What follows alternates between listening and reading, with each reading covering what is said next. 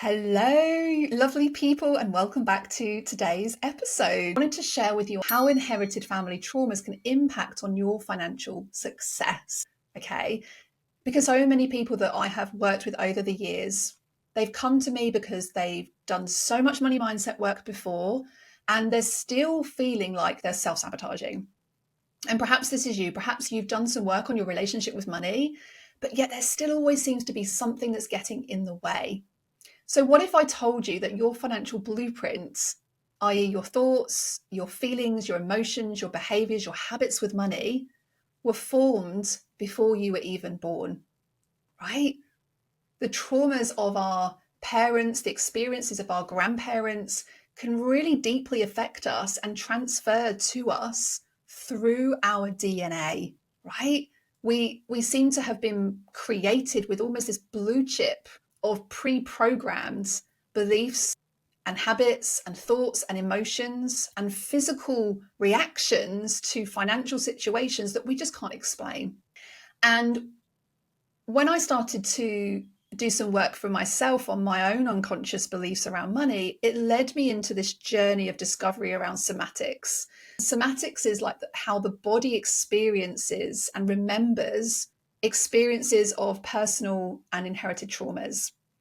And I can honestly tell you that this work has absolutely changed my life. So much so that in 2022, I decided to bring in somatic work into my Wealthy Woman School program, our signature program, because when I was able to really utilize the benefits of somatic, so I was using emotional freedom technique, I was using a modality called matrix reimprinting, and actually doing the body work when it comes to our relationship with money, it was literally like someone had just turned on lights, where suddenly I was like, this is why the surface level work isn't working. This is why I was still self-sabotaging when it came to my own relationship with money, my own ability to hold wealth, my own ability with how I felt about myself, and how dare I create a £1 million business? How dare I become a millionaire?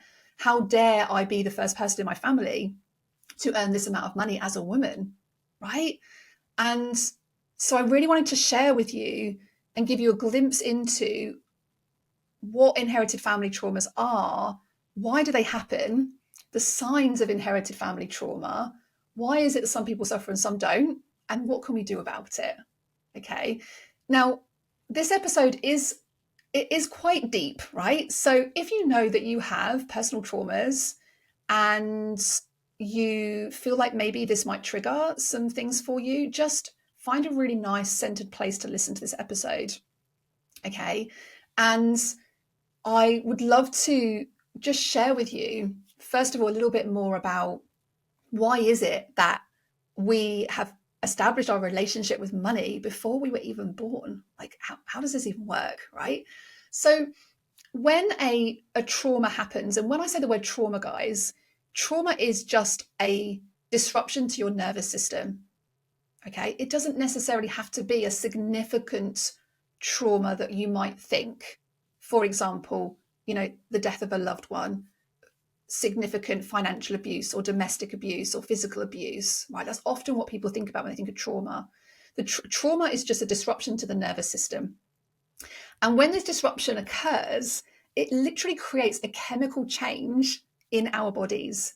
And it creates what they call an epigenetic tag, which tells the cells in our body what to do.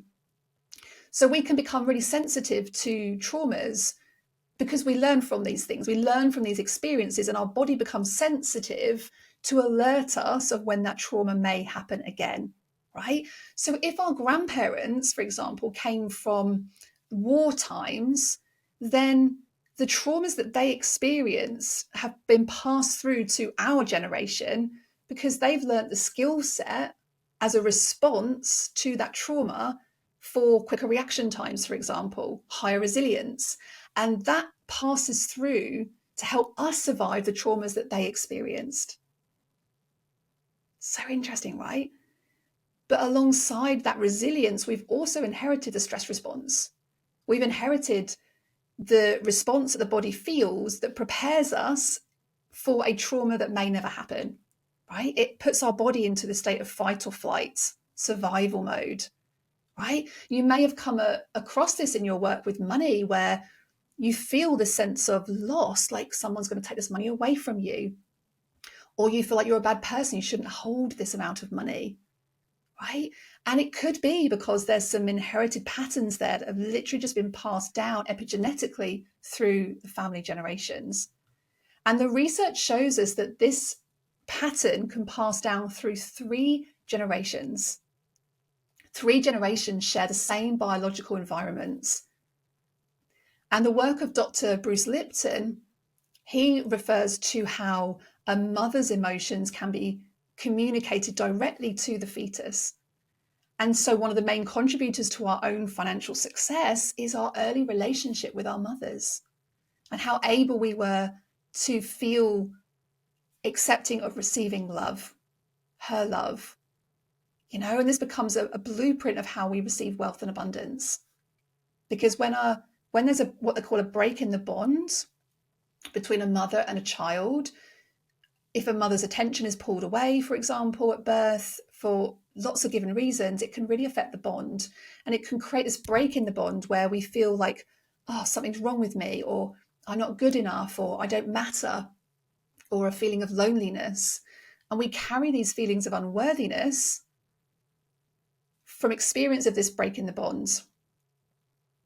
And it's really interesting that Mark Woolin, who is the gentleman that I trained with for inherited family trauma work, he talks about there being 4 main sort of breaks, if you like, that can occur through the family tree, and how these can essentially be passed on through the generations. So the main one is breaking the bonds, and it's often with the mother. We also talk about identifying, merging, or rejecting. And I'm not going to go kind of into those in this specific episode, but the break in the bond is often the most common one. And it's the one that creates these feelings of feeling judged by other people, being left out of groups, And it's so interesting to think about this. And I'm going to share some information around family tree work in a second.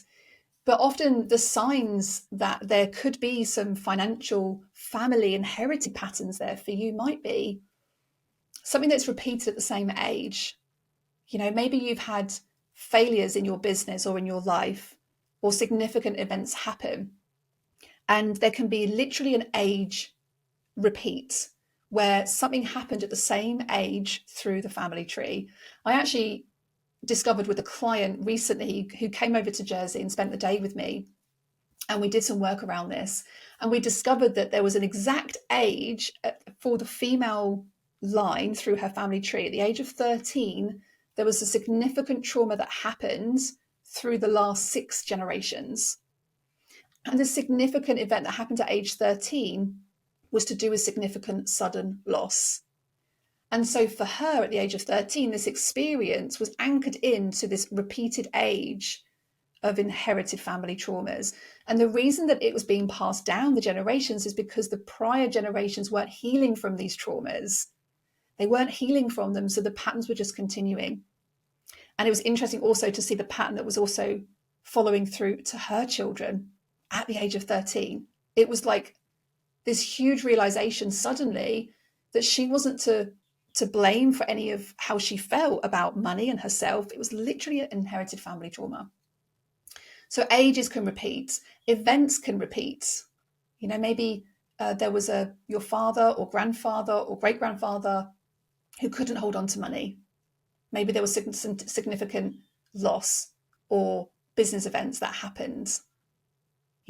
So events can repeat themselves. Traumas can be repeated, language can be repeated, and emotions and behaviors can be repeated. And when I say language, this is the gateway to this work. So if I was working with you as one of my clients in this particular modality, we would actually be looking at the language that you're using with money. And for example, if you don't feel deserving of money, well, who didn't deserve it? Who in your family didn't deserve it? I don't deserve to have what I get. Who didn't deserve? And we trace that language back to see if there's any inherited family traumas there, any breaks in the bonds, any patterns of rejection or merging or identifying with traumas that were unresolved in the past. So fascinating. And you might be thinking, well, why do some people suffer and some don't? Most of the time, what the research shows us is that the reason that some people suffer from inherited family trauma is when the traumas are not resolved. They're maybe not talked about. When the healing is incomplete because maybe the pain is too great or the shame was too great in the family, that people were rejected or excluded. It wasn't talked about. And that's the research that shows why people suffer and why some people don't, right? So what can we do about inherited family trauma? The beauty in this work is in awareness and healing our own inner relationships with ourselves and with our mothers without expecting it to be any different than it has been, right? So if you're listening to this and you can resonate with a break in the bond with your mother, a lot of the time it can be really hard. It can be really hard to feel like we're able to heal that wound because maybe we were badly treated. Maybe there is some significant trauma there for us with our mothers. Maybe we did feel abandoned or left. And it's really hard for a lot of people to feel like she deserves us to heal that relationship. And so it's often coming from a place of love with identifying ways where it is possible to try and heal that break in the bonds. Okay, so what I wanted to share with you here is, what would you do if you suspect there might be a break in the bond? What if you're maybe resonating with some of this? There's some really key questions that you can ask yourself to identify whether there were any early traumas with your mother or even your father that have potentially been passed through the generations. So questions like did something happen when your mother was pregnant with you? Was she highly anxious or highly stressed? Was she experiencing a difficulty in her relationship? Even the aspects of your physical birth, like were there difficulties in labour? Were you incubated after birth? Did you have the cord around your neck? Like, were you a breech? Were you early? Were you late in birth? Because a lot of what epigenetics talks about is that the physical stress response that your mother experienced will be passed through, whilst she is carrying you. And that can actually create a real awareness of, is this why I get a sense of fear of loss or a struggle? It can be related very physically to energetic symptoms from those very early trauma experiences that have come through the mother line. Right, so interesting, right? I remember one of the first times I did some matrix reimprinting, and matrix reimprinting is unconscious work. And I remember the therapist was asking me a question about my birth, and I remember at an energetic level in the body, I remember feeling like it wasn't safe for me to be born. It wasn't safe for me to be delivered into the world. And we did some work around that. And what I discovered is that I had a deep sense of loss. And when I traced that back through the family generation, there was a lot of significant loss in my family. Like my mother lost her dad when she was 12, and her mother lost her father at a young age. There was lots of significant loss in our family. So it really unlocked a lot of interesting awareness of the stories and the traumas that had been passed down through my family's generations. Now, in this modality, if I was working with you, I would be essentially looking at creating an ancestral money tree. And we call it a traumagram. So we'd be looking at the different patterns and things that can be created with our families. And there's some really powerful work that we do together if we suspect that there is a break in the bond. And one of the things that you can do is, if you know that there's a break in the bond with a particular family member, is there's a beautiful exercise where you can literally get a photograph of that person. Let's say this is your mother, and maybe your mother wasn't able to be as present as she was wanting to be at birth. I know my mum, for example, I was incubated when I was born, and my mother, when I was 6 weeks old, had to spend a month in hospital with my twin brother. And you could say that there was, some significant separation there. Now, as a baby, that separation can be experienced in the body, right? So I've done work around this where I've literally placed a photograph of my mum over my bed, and I've asked her to hold me like I was a baby. Hold me while I sleep, mum. Allowing me to receive her love. And my mother, my goodness, loved me to pieces as a baby. But that early break in the bond where I was separated at birth from her would have created a physical sensation. It would have created an epigenetic print. And so therefore, just doing a little bit of healing work around that was really helpful for me to actually allow myself to feel more love, to enable myself to let love in so that I loved myself more, right? And so it's a beautiful exercise that you can do if your mother's not around, or you're not able to have a conversation with her potentially about these kind of areas, or you're not wanting to, just being able to access your ability to hold love, because being able to take in her love is a metaphor for being able to take in abundance, right? And I know that for some of you that this may feel too hard and not possible. And also there's so much joy to be experienced in resetting this ancestral alarm clock, resetting these patterns where trauma has just been passed through the generations, where we might not be able to hold on to wealth, and looking at why is it that we feel like that? Because sometimes it's not even a belief that belongs to you.